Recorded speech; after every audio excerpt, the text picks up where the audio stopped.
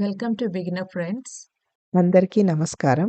ఓం నమో భగవతే వాసుదేవాయ. ఓం నమో భగవతే వాసుదేవాయ.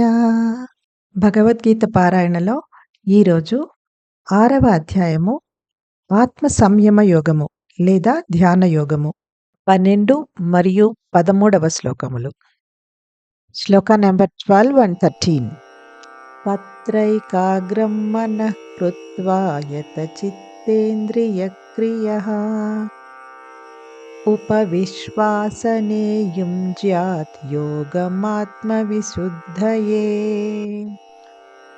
సమం కాయశిరో గ్రీవం ధారయన్నచలం స్థిరః సంప్రేక్ష నాసికాగ్రం స్వం దిశశ్చానవలోకయన్. తాత్పర్యము: దానిపై స్థిరముగా కూర్చొని, అంటే ఇంతకు ముందు శ్లోకంలో ఎలాంటి ఆసనం మీద కూర్చోవాలని చెప్పి ఉన్నారు కదా, ఆ ఆసనంపై స్థిరముగా కూర్చొని ఒకే ఏకాగ్రత గల ధ్యానములో అన్ని ఆలోచనలను కార్యకలాపాలను నిగ్రహించి యోగి తన మనస్సుని పరిశుద్ధమనర్చుకోవటానికి పరిశ్రమించాలి. అతను శరీరమును, మెడను మరియు శిరస్సును స్థిరముగా ఒకే క్రమములో ఉంచి కళ్ళను అటూ ఇటూ తిప్పకుండా నాసికాగ్రము మీదే చూపుని కేంద్రీకరించాలి. ధ్యానంలో కూర్చునే విధానాన్ని వివరించిన శ్రీకృష్ణుడు మనస్సును కేంద్రీకరించటానికి ఉత్తమమైన శరీర భంగిమను వివరిస్తున్నాడు.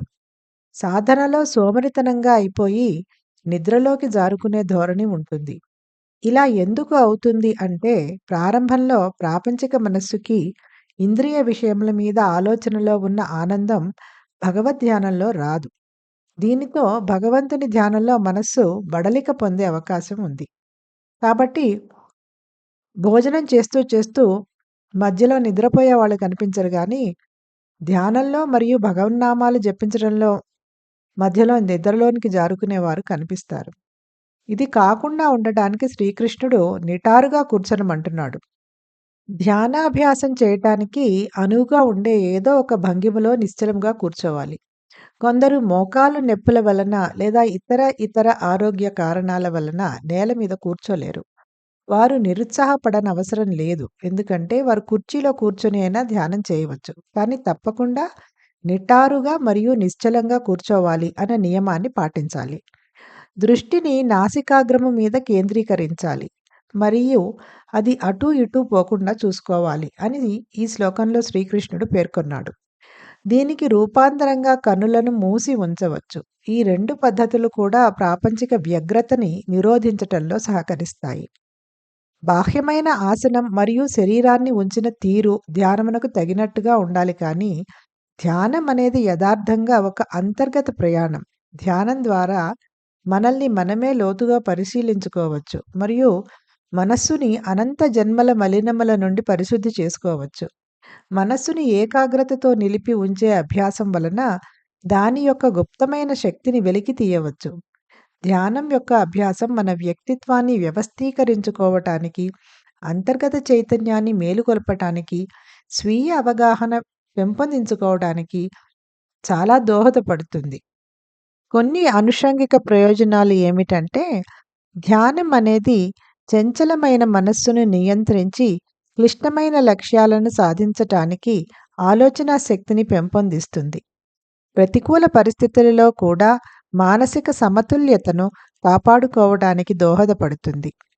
జీవితంలో విజయం కోసం కావలసిన దృఢ సంకల్ప బలాన్ని పెంపొందిస్తుంది. చెడు సంస్కారాలను మరియు అలవాట్లను నిర్మూలించటానికి, మంచి గుణాలను పెంపొందించుకోవడానికి దోహదపడుతుంది. ధ్యానం యొక్క ఆధ్యాత్మిక ప్రయోజనాలు తదుపరి శ్లోకాలలో వివరించబడతాయి. మనస్సుని భగవంతునిపై కేంద్రీకరించడమే అత్యుత్తమమైన ధ్యాన పద్ధతి. ఈ విషయం తదుపరి 2 శ్లోకాలలో వివరించబడింది. Meaning of the shlokas is: seated firmly on it. It meaning the asana which is described in the previous shloka yesterday. Seated firmly on it, the yogi should strive to purify the mind by focusing it in the meditation with one pointed concentration. controlling all thoughts and activities. He must hold the body, neck, and head firmly in a straight line and gaze at the tip of the nose without allowing the eyes to wander. Having described the seating for meditation, Sri Krishna next describes the posture of the body that is best for concentrating the mind. In sadhana, there is a tendency to become lazy and doze off to sleep. This happens because the material mind does not initially get as much bliss in contemplation on God as it does while relishing sense objects. This creates the possibility for the mind to become languid when focused on God. Hence, you do not find people dozing off halfway through their meal, but you do see people falling asleep during meditation and the chanting of God's names. To avoid this, Sri Krishna gives the instruction to sit erect.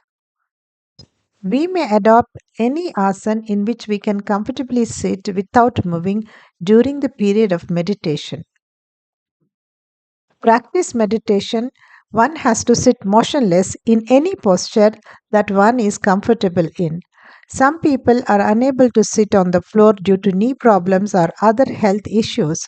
They should not feel discouraged, for they can even practice meditation while sitting on a chair, provided they fulfill the condition of sitting motionless and erect. In these words, Sri Krishna states that the eyes should be made to focus on the tip of the nose and prevented from wandering. As a variation, the eyes can also be kept closed. Both these techniques will be helpful in blocking out worldly distractions. The external seat and posture do need to be appropriate, but meditation is truly a journey within us. Through meditation, we can reach deep within and cleanse the mind of endless lifetimes of dross.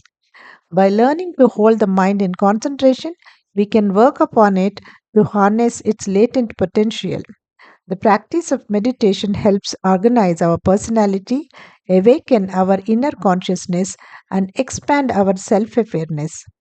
The spiritual benefits of meditation are described in the later verses. Some of the side benefits are: it trains the unbridled mind and harnesses the thought energy to attain difficult goals. It helps maintain mental balance in the midst of adverse circumstances. It aids in the development of a strong resolve that is necessary for success in life. It enables one to eliminate bad sanskars and habits and cultivate good qualities. The best kind of meditation is one where the mind is focused upon God. This is clarified in the next few verses. Om Namo Bhagavate Vasudevaya.